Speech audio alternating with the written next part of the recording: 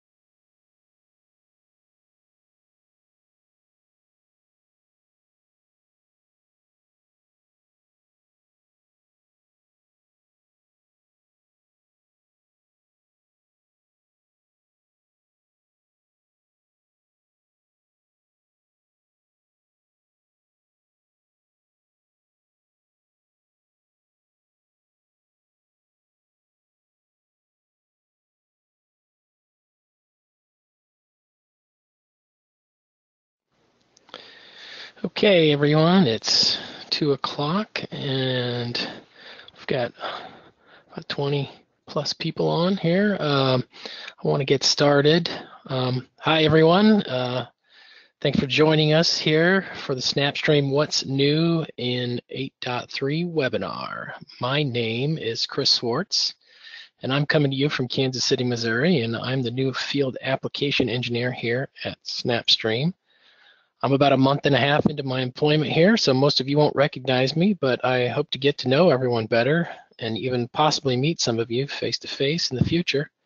My email is cswartz@snapstream.com. It's right there on that slide. Feel free to reach out to me anytime. We're really excited about showing off the new features in our 8.3 upgrade. Before we do, let's get some housekeeping out of the way. Number one, please let me know if any of you are having problems viewing the webinar, or if there are any audio issues so we can take care of them as they happen. Can everyone hear me? Please raise your hand or type in the chat box so I know we're good to go.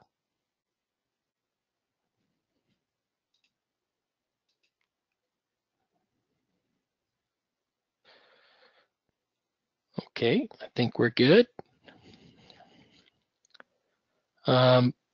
Please feel free to ask questions.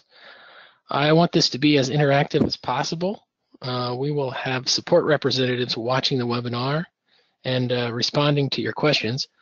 Please post in the question or chat boxes of your GoToMeeting panel, and we'll answer them as the webinar progresses. If you like what you see and you want to upgrade to the latest version of our SnapStream software, you will need to schedule a time for our support team to upgrade your software remotely.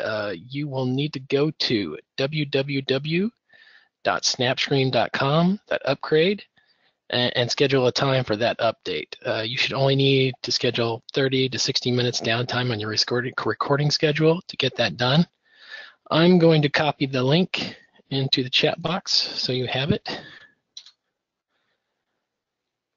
And when you decide to take the leap, the upgrade is free of charge with the current support contract. So for those of you new to SnapStream, let me talk a little bit about what we do. SnapStream is a DVR, not unlike your home DVR, but with lots of extra features. Think of it as a DVR on steroids. Video recording and searching closed captioning information from broadcast TV is our bread and butter. This is the main reason our customers use SnapStream. We also allow you to upload clips to social media, share clips via email, create alerts so you can passively find content matches, and the list goes on. Do we have any questions right now? Okay, I don't see anything right off.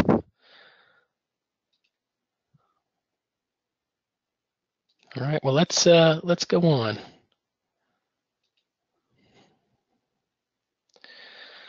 Okay, SnapStream 8.3 now captures RTMP push streams natively.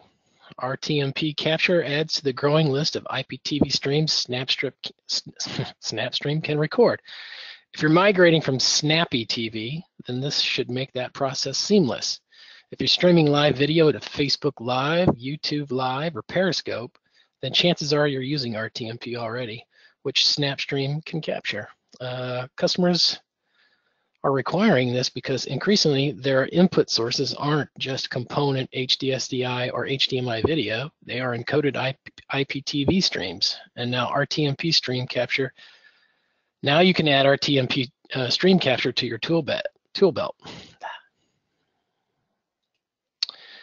All right, faster TV search and reindex. TV search has been the cornerstone of SnapStream from the beginning. SnapStream 8.3 increased searching speeds by approximately 75%. That's a 1.75 times improvement. Fuzzy searches, also known as wildcard searches, are over 4,000 times faster. If your archive is... Hey, Chris. Yes. You need to change the slide. It's still stuck on the very first slide. Oh, okay. Excuse me. Sorry. Let me go back.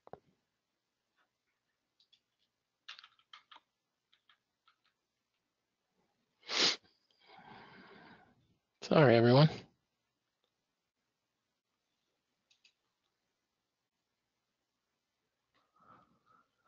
Okay. Well, there's the slide for RTMP. As you can see, RTMP, Facebook Live, Snappy TV, Periscope. And let me go to the next one. I'm sorry about that, people. Next one here. Faster TV search and reindex. So where was I? Okay, fuzzy searches, aka wildcard searches, are over 4,000 times faster. If your archive is large, then you're well aware of what it takes to reindex all that content. Reindexing of large search archives is now 86% faster. FYI, when you upgrade to 8.3, your old library will be reindexed automatically. Unlocking speed increases, you will know and notice immediately.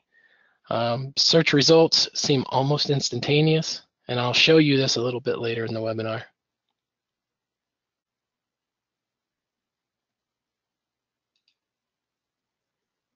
All righty.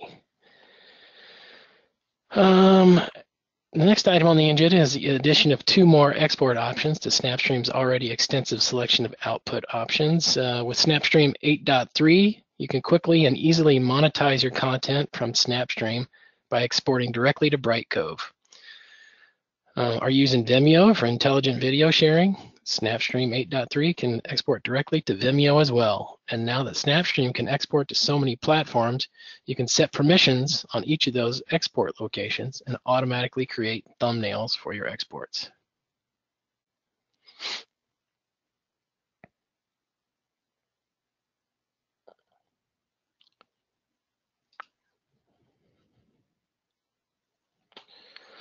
All right, let's move on to improved watermarking. In SnapStream 8.3, you can configure and choose from multiple watermarks. Those watermarks will show up in the preview window. Also, SnapStream 8.3 enables watermarking on exports, show squeezes, and screenshots. This is a great way to brand your content as well as preview your results.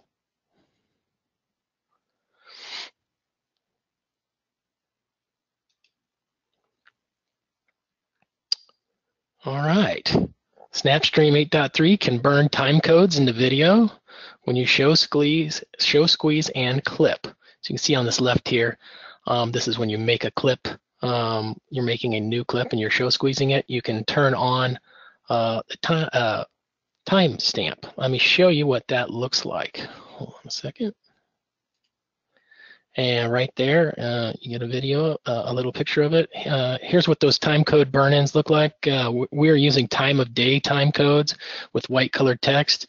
As you can see, the burn-in is in the upper left-hand corner of the video window, out of the way of the main viewing area. This is a great feature for clients who need time verification of their video content, such as error checks or proof of playout verification to advertisers or other stakeholders.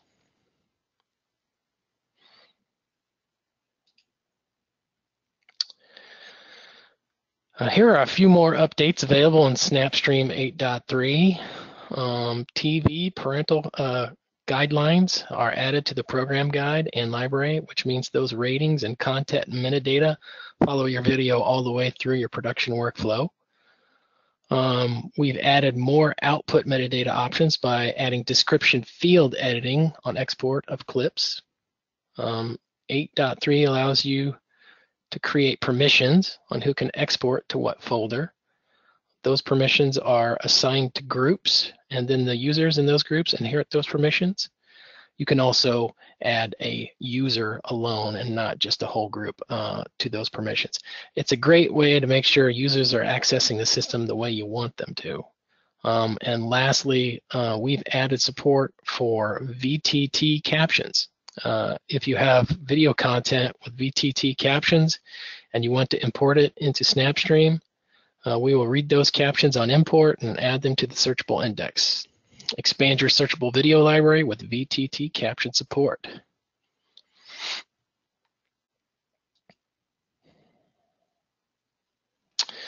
That's about it for new features. We have a saying here at SnapStream, seeing is believing, and since I'm currently in the show me state, I think it's time I do exactly that.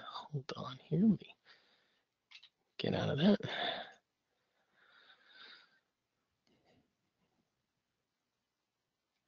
Okay, so right now you're looking at the main SnapStream window here. This is what you look at when you log in. Let's do a search. I can show you the speed of that. Let's do a search for Irma. I'm sure we'll find plenty of results for that. As you can see, pulled up 4,727 results. We're looking down here, Irma. That's pretty quick. Let's add something to that. Let's add Irma and Harvey. And boom, there you go. Now we kind of whittled it down to 554, and you can see Irma and Harvey, and that's noticeably faster. Let's do one more. Governor of Florida has been in the news lately. Let's do Rick Scott. Boom. You can see how quick and easy it is to get your results fast. So let's look at something else here. Let's show the expanded export options. So I'm going to show you how those are set up. So in the admin panel, we're going to go to folders. And then down at the bottom, we have folders we can create for exports, but we also have export destinations. As you can see on this one, we have Vimeo already set up. We've got some FTPs, and we've got a folder for an Avid destination. But you create a new export destination. And as you can see, when you pull down the type, we have lots of different types of export possibilities. S3, Brightcove, here's your Brightcove and Vimeo. Those are new. to 8.3.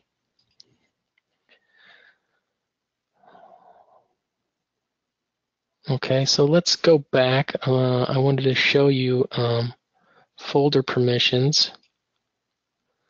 Here we go. As we're looking at these folders right here, I can create these folders and I can give specific people, specific groups and specific people permissions. So let's take a look here. I'm going to just create a new one. And as we go down here, I can create a name here, and then we'll do a path. But down here at the bottom is kind of where we're looking at. We grant access to, right now, it's everyone. But I can kill that and I can go down. We've got user groups here, as well as I've got all of the users, single users that I can create permissions for this to this folder.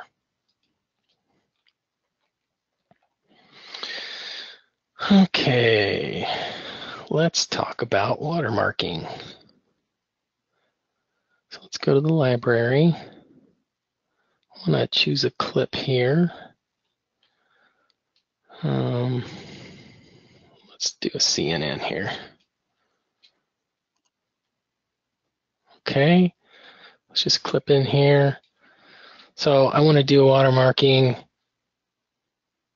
Let's show you what it looks like. I'm going to show you right here. Okay, so when I click this on, I'm going to get a little watermark down in the corner. You can see it's a little light. But you can actually change where that watermark is, and I'll show you that in a second. I want to show you the options for this watermarking.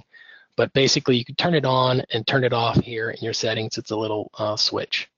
Let's go take a look at that watermarking setting. It's in the admin panel under transcoding. If we go down to the bottom, you can see here we've got watermark here. You can turn it on, turn it off, and then you can configure it. So this allows you to basically position it. As you can see, you choose your watermark. You can choose an image, a JPEG or whatever, bring it in, and then you can put it in any of the corners. So you've got your bottom left, your top left, your top right, and then your bottom right. The other thing you can control here is the alpha channel on this. You can make it a little darker, which would be good for that last clip that we tried to over, so you can actually see it. But it does give it some transparency. I'm going to let that go. All right. Let's talk about timecode burn-in. Let's go back to the CNN clip. Okay, it starts me off where I stopped. I'm going to stop here. I'm going to mark it in. I'm going to hit play for a couple seconds, and then I'm going to hit a mark out.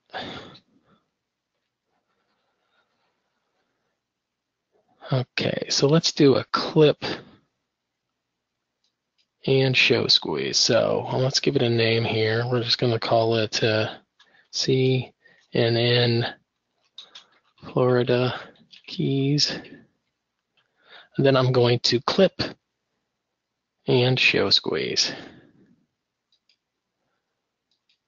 And it gives me my options for the show squeezing. I'm going to turn on that timecode burn-in feature here. I'm going to clip it and I'm going to convert it. And it's going to kick off down here. While that's going, I'm going to show you some more stuff in the library. So let's take a look here. If we look at all these library, these shows that are being recorded, you can see right here, it gives you the name and it gives you the type of program, but it also here, this is a new feature, it gives you this rating here, this TVPG, which is this parental guidance ratings. If the show has those ratings, you will see them right next to it here. Let's see, there's a few more down here I'm sure we can have. There's a TV 14. There's a PG-13, so you get the idea. All of this is basically just in the generic library. The other thing I want to show you is how to upload those VTT captions. I'm going to, basically you do it right here from the library. You hit upload, right? And then you select the file from your computer and then you can select an SRT or a VTT file. And then you tell it where you want to save it and hit submit, and it will upload it. Pretty basic. Pretty basic. Let's go back. I want to show you that clip with the burn-in time code. Here it is, CNN Florida Keys. And there you go. The clip has the time code burned in on the upper left. And I think that's pretty much it. It's pretty handy, especially if you've got to hand off stuff for proof of play for advertisers. Let me see here. So, next steps. Well, first let me ask if there are any other questions. Let me take a look here.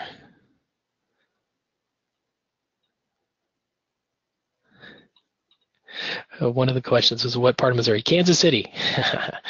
Let me see if I can find some questions here. I think most of them have been answered.